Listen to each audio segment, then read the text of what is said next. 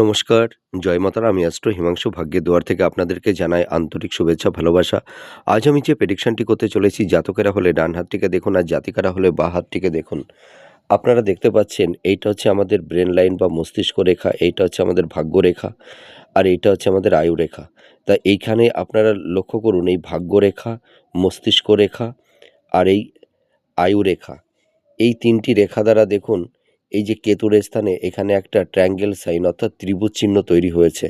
তার মানে এই ধরনের ত্রিভুজ চিহ্ন যদি কোনো জাতক জাতিকাদের থেকে থাকে, তাহলে আপনারা মানে ভেবে নিন আপনারা নিজের ক্ষমতায় আপনারা স্থাবর প্রপার্টি অর্থাৎ নিজ গৃহ, নিজের দক্ষতায়, নিজের কর্মের মাধ্যমে, নিজের উপার্জনের মাধ্যমে আপনারা একটা সুন্দর একটা গৃহ বা প্রপার্টি আপনারা আম নির্মাণ করতে পেরেছেন, বা আপনারা কোনো সম্পত্তি আপনারা ক্রয় করেছেন।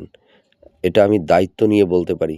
আর এই যে আপনারা দেখতে পাচ্ছেন, এই যে হাতের আয়ু রেখার এই যে শেষ প্রান্তের দিকে এই ধরনের যদি ফিস সাইন থেকে থাকে, তাহলে এই সব জাতক জাতিকাদের মানে আকস্মিক ভাগ্যের উন্নতি, কর্মের উন্নতি হয়ে থাকে। এরা মধ্য বয়সের পর থেকে এরা জীবনে প্রচুর অর্থ, ধন, সম্পদ, প্রপার্টির মালিক এরা হয়ে থাকে। এরা ভীষণ ভাগ্যবান এবং ভাগ্যবতী হয়ে থাকে।